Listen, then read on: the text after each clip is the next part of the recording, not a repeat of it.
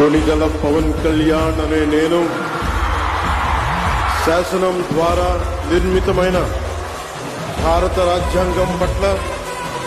నిజమైన విశ్వాసం, విధేయత చూపుతానని, భారతదేశ సార్వభౌమాధికారాన్ని, సమగ్రతని కాపాడుతానని ఆంధ్రప్రదేశ్ రాష్ట్ర మంత్రిగా నా కర్తవ్యాలను శ్రద్ధతో, అంతఃకరణ శుద్ధితో నిర్వహిస్తానని, భయం గాని, పక్షపాతం గాని, రాగద్వేషాలు గాని లేకుండా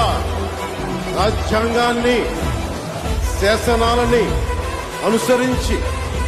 ప్రజలందరికీ న్యాయం చేకూరుస్తానని దైవ సాక్షిగా ప్రమాణం చేస్తాను.